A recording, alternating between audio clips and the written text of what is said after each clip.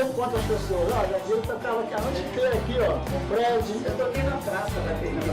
Tocava com o conjunto da Rodrigo. Não me lembro o nome da banda, ele sabia que é muito. Você é uma vez que lembrou, O nome da banda não lembro não, você lembra?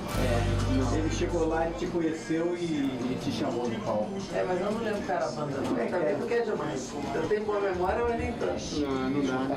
Aí é muita coisa. Tem Jandira, 30 anos isso. Você é relatora da Lei Maria da Penha. Sou. Você foi, né? Você foi a relatora, né? Uma lei importante, né? Que hoje, assim, deu uma diferença boa nas mulheradas aí, né? Deu, mas a estatística ainda é muito alta. Não, é muito alta. Eles ficam olhando esses quadros de violência, né? Ficam olhando o papel, a importância dessa lei. Mas foi um passo muito, para aquele período, inclusive, né? Muito forte. Agora, a luta hoje continua a mesma, né?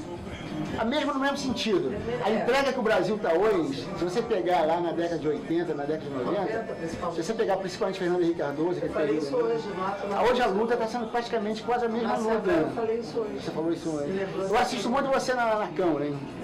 Assisto. Como é o nome do programa?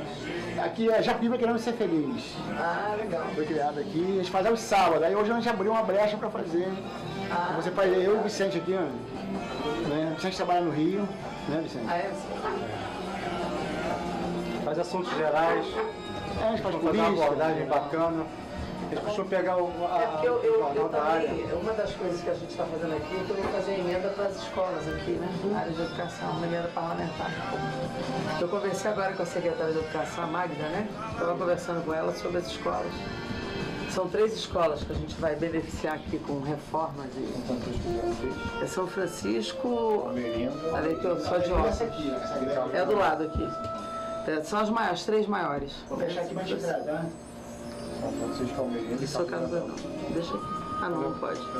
Japuíbos. Apresentação Edmilson Viana.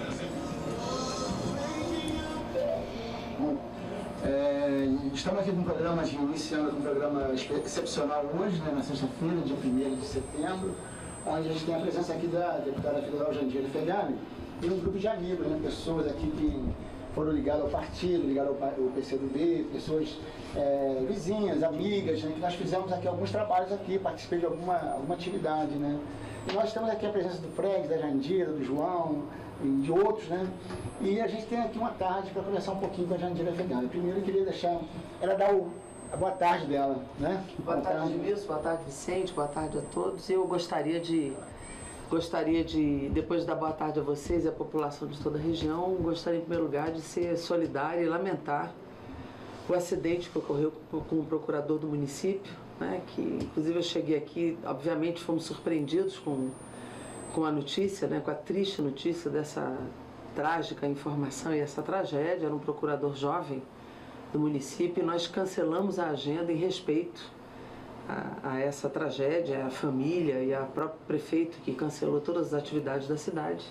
Então nós vimos fazer uma agenda larga aqui, longa, né, na área de educação, lançamento da Frente Brasil Popular, íamos circular a cidade, mas em respeito a esse momento doloroso da cidade, nós cancelamos a agenda, mas fiz questão de pelo menos vir até aqui, depois de conversar com a secretária de Educação, que já tinha programado, vim aqui à sua rádio, ao seu programa, para conversar um pouco e até expressar essa solidariedade.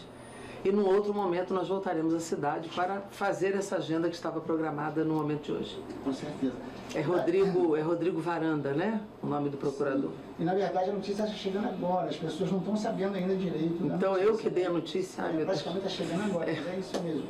Bom, a Jandira ela já veio a Japuíba várias vezes ao município, né? Já vem participando da política do município, de uma certa maneira, né? Primeira vez tem 30 anos, Primeira né? vez tem 30 anos. Não, eu estava recordando com ela ali as noites que ela vinha no Fred, vinha pra cá, tinha música, tinha aquilo tudo. Então uma pessoa já... A casa do Fred era o nosso ponto Isso, aqui de Então a encontro. Jandira já é uma pessoa, o nome da Jandira é um nome já conhecido de pessoas que, não pela rádio, pela televisão, pela política, mas pessoalmente da Jandira em Japuíba já é uma conhecida, ela foi conhecida, né, Jandira? Lá na década de 80, né? Nós viemos aqui algumas vezes, até toquei bateria na praça, nós fizemos algumas atividades, mas depois eu me relacionei muito com a cidade, dando apoio a atividades de cultura aqui da cidade, através do Pablito e várias emendas assim do campo da cultura. E nesse momento eu vou atender a uma demanda depois de conversar com o prefeito da cidade, que me visitou inclusive no Rio de Janeiro, e com a secretária de Educação e a sua equipe. Nós vamos fazer uma emenda aqui para reforçar a melhoria de 3 grandes escolas do município, né? Que é a Escola São Francisco, que é uma escola inclusiva, de um trabalho referencial aí para todo o estado, a Escola Meirinda Ferreira, aqui pertinho, né, aqui do lado, e a Escola Professor Carlos Brandão. São 3 escolas grandes aqui do município que nós vamos ajudar na sua qualificação de estrutura, de melhoria, através de uma emenda parlamentar, que é uma forma da gente contribuir para uma política tão estratégica, tão transformadora que é a educação. Sim.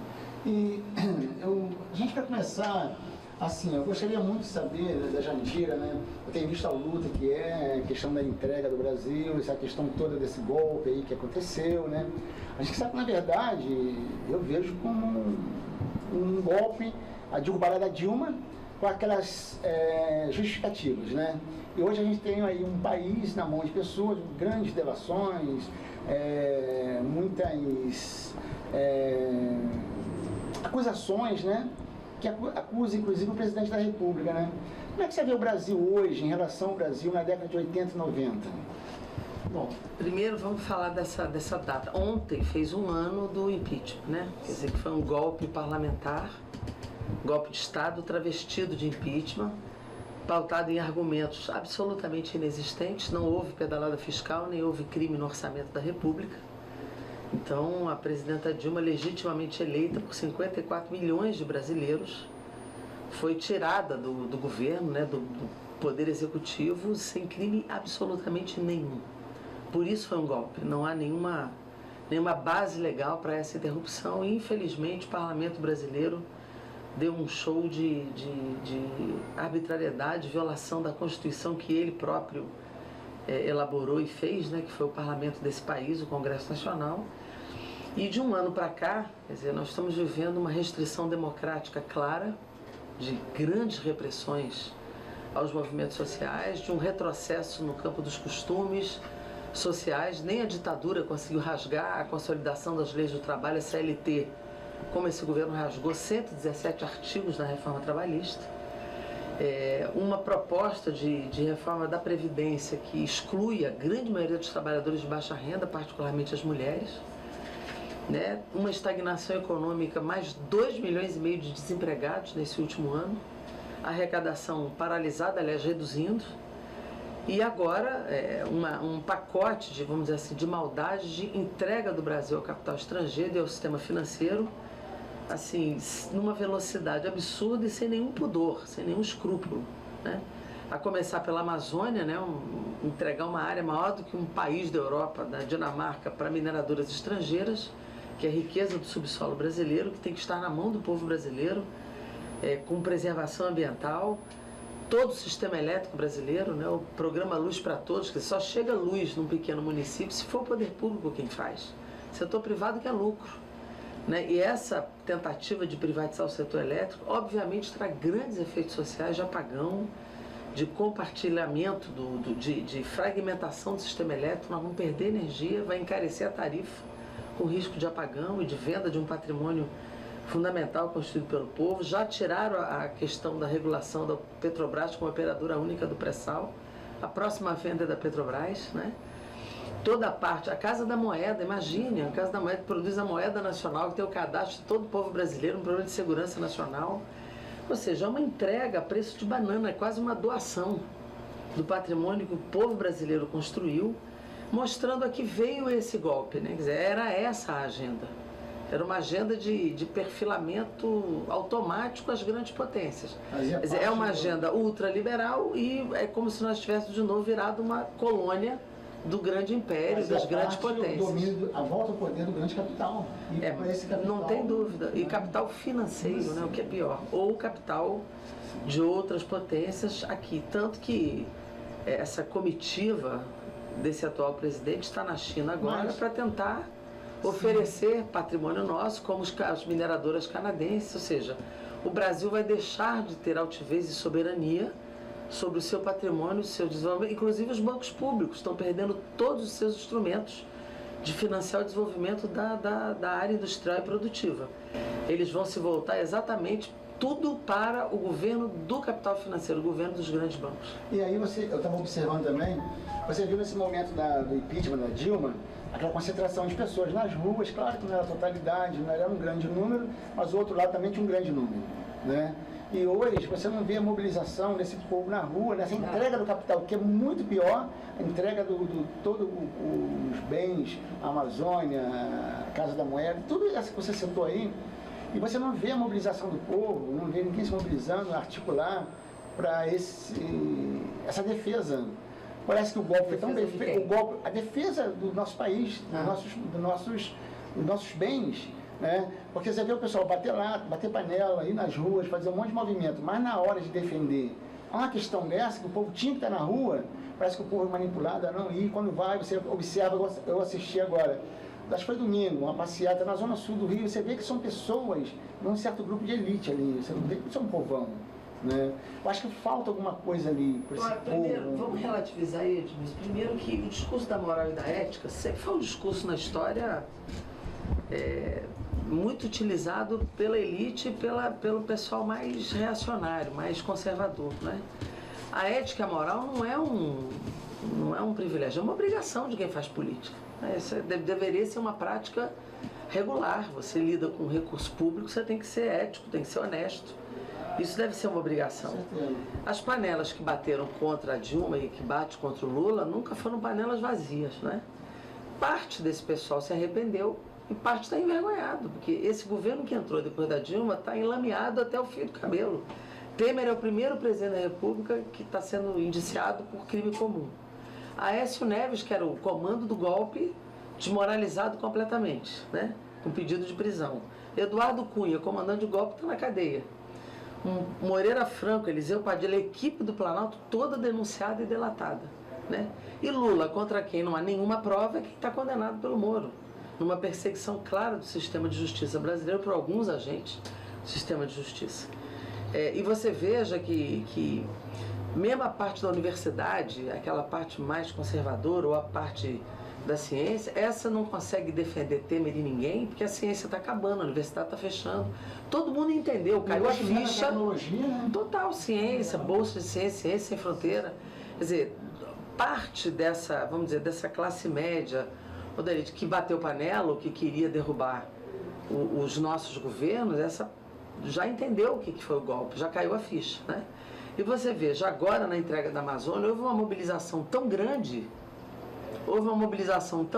de formadores de opinião, de artistas do parlamento, que o governo está recuando do decreto da Amazônia. Houve uma mobilização. Como houve também uma grande mobilização nas ruas da Frente Brasil Popular, de outras frentes de mobilização, no 8 de março, no 15 de março, na greve geral, ou seja, acumulam-se as mobilizações, só que ela não é ainda de milhões, né? Claro. Apesar de que elas crescerem, em algum momento ela dá uma barriga, porque as pessoas vão para a rua quando tem perspectiva de vitória. Quando elas às vezes não enxergam a perspectiva de vitória imediata, elas não vão. E parte dessa população também está vendo como é que sobrevive, são 15 milhões de desempregados, as pessoas estão vendo como é que bota o prato na mesa, como é que arruma emprego, então não está todo mundo conseguindo ir para a rua se mobilizar, não está fácil. Você organizando, tá observando, a população está sentindo isso hoje no bolso, na diferença de alimentação, na diferença de transporte, no estudo, em tudo. Houve uma queda no Brasil enorme. Né? Então o pessoal precisa sobreviver, para trás de emprego, então nem todo mundo está conseguindo as mobilizações. Mas se você pegar a pesquisa, essa maioria que vocês chamam de ainda silenciosa, está se expressando na pesquisa. O Temer está próximo de zero de popularidade, ele não pode andar na rua. Ele não pode botar a cara na janela, ele não está podendo sair. Nem na televisão, né? Só por meio de rede social. Então é uma popularidade, como a gente diz, na margem de erro da pesquisa, ele não consegue ir na rua. Né? Então o povo já entendeu, já reage, nenhuma pesquisa. Essa agenda que eles estão fazendo não tem como provar na urna. Porque na urna ela não passa. Quem é que vai votar? Alguém que defende essa reforma da Previdência, ou a reforma trabalhista, ou a entrega do Brasil dessa forma. Então, só sem voto mesmo, só no golpe, agora, que eles vão conseguir fazer essa agenda. O Congresso é muito grande, né? Os caras se entregam mesmo, né? Ali, infelizmente, para quem entrou no Congresso em 91 como eu, que tinha um congresso, óbvio, com diferenças, com opiniões opostas, mas com outro nível de debate. Eu fui deputada com Miguel Arraes, com Valdir Pires, com Almino Afonso, com Haroldo Lima, com Mário Covas, com pessoas que pensavam diferente, mas um outro nível de debate. Hoje, eu tenho que debater com o Bolsonaro, com o Marum, com o Marcos Feliciano, com Peronde, é duro. Tem que ter as caravanas aqui do norte. Não, as caravanas, olha só, com essa sentença de condenação do Lula, primeiro é uma sentença absurda, nenhuma consistência, é a negação do direito, né? Então, já tem um livro de mais de 100 juristas fazendo a crítica da sentença condenatória ao Lula. Então, ele está sendo isolado no mundo jurídico e as ruas estão mostrando que não adianta, ninguém acredita. A caravana do Lula é um fenômeno de massa, um fenômeno de povo. O Nordeste se levantou e a caravana vai rodar o Brasil, vai passar por aqui também. Então, essa mobilização é fundamental para que essa condenação não se confirme na segunda instância. Bem, uma honra receber. Uma honra, Vicente. Rádio Cultura FM 98.7. A gente está falando de organização. A rádio ela trabalha muito pelo social. Nós temos um governo municipal socialista, né? A grande preocupação é se organizar, como o social vai surgir novamente com esse massacre, né, da direita, que nós ficamos expostos. Eu trabalho na Universidade Federal, a própria universidade fala do estado de exceção, coisa que é raríssimo você ouvir fora, né, da área onde se tem mais influência, onde se tem mais conversas sobre política. Como vai se organizar, né, para recuperar essa parte social? Eu acho que um programa de rádio como esse ajuda muito, né, porque existe hoje um monopólio da informação que é absurdo, né? Quer dizer, você veja que a mídia, a grande mídia, ela se divide em alguns momentos, mas nessa agenda de criminalizar a esquerda, de criminalizar o Lula, a Dilma, nosso trabalho, e essa agenda de reformas e tal, a mídia está unificada nisso. Nessa agenda a elite está unida. Então, eles martelam todo dia de que isso é correto, de que é necessário para o Brasil se manter. Então, mesmo com isso, mesmo com essa martelada diária, tanto a reforma trabalhista como da Previdência, o povo não aceita. Na pesquisa é majoritariamente contra essas duas reformas.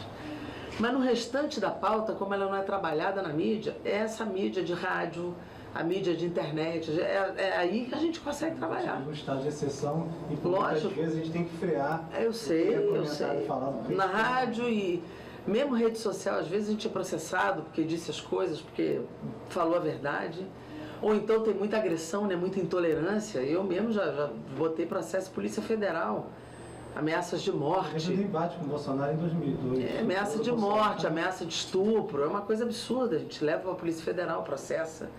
Então é uma luta muito grande, mas só a consciência popular pode levar a uma reação grande a isso. E isso é o trabalho que as entidades têm que fazer, que nós temos que fazer onde for possível. A TV Câmara é um instrumento, a gente fala. Tanto que nessa disputa de opinião, hoje a palavra golpe ela é muito mais incorporada, as pessoas sabem que houve um golpe hoje muito mais do que achavam naquela época. Então é um processo mesmo, não tem muito jeito, não tem mágica, né? É ir fazendo. Agora, a expectativa, como eu falei, o nosso governo municipal é socialista e a gente percebe que é uma perseguição muito grande em relação a determinados poderes quando se tem um governo socialista. Né? A gente fica na expectativa do respaldo. Claro. Porque aqui o prefeito da cidade se elegeu com 18 mil votos, né? Foi a grande maioria. E quando eu toquei no assunto sobre o social, que essa preocupação de ter respaldo, ter apoio, ter deputados, Cachoeira de Macapu ainda não, parece que ainda não surgiu muito para a política, né? A gente poderia muito bem eleger um deputado estadual aqui, a gente não teve esse mérito. Como a gente pode chegar, através do social, fortalecer municípios como Cachoeiras de Macapu? Eu acho que tem várias formas, né? Primeiro, toda a solução está no plano da política, né, Vicente? Não tem jeito. Não há saídas individuais para essas coisas, não está no plano da política. Primeira necessidade política que a gente tem é de tirar esse governo que está no Planalto, né? Esse governo, além de tudo, vai discriminar prefeituras como essa aqui.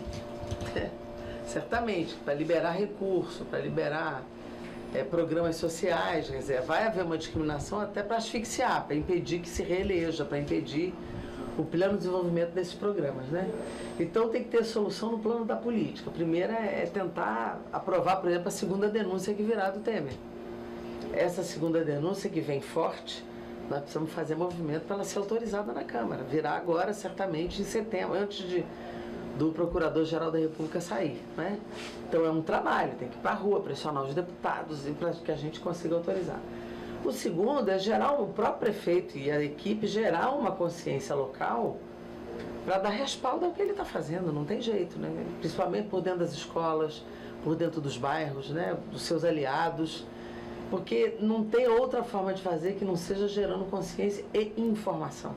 É a prefeitura itinerante, é a presença da prefeitura nas áreas, são os programas sendo divulgados, tem que divulgar. Em geral, as boas gestões têm problema de comunicação. Tem que comunicar, tem que informar, tem que gerar adesão da população e gerar consciência na defesa dos seus projetos. E aí, Jandira, também tem um papel das emendas, né? O papel do deputado. Eu conversando com o pessoal da educação e com o prefeito, eles pediram prioritariamente o apoio à área das escolas, né? Então nós vamos fazer uma emenda de em torno de 1 milhão para ajudar essas 3 escolas que eu citei aqui, a São Francisco, a Melinda Ferreira e o Carlos Você Brandão. encontrou ali uma senhora com um cartaz, né? Foi, uma senhora estava me esperando aqui na porta com um cartaz perguntando, e aí, para onde nós vamos? É a angústia, que ela tem filho, tem neto, quer saber do Ciência Sem Fronteira, das bolsas, preocupação com a educação e com o futuro dos netos, né? Que é Dona Ilza, estava aqui na porta com um cartazinho, a gente até fotografou o cartaz dela. Então, olha só, a importância no município, também no papel do deputado, quando entra nessas emendas, para fortalecer o orçamento, né? Certo, É isso. Né? Vamos tocar uma música aqui e a gente volta. Claro, música é tudo de bom.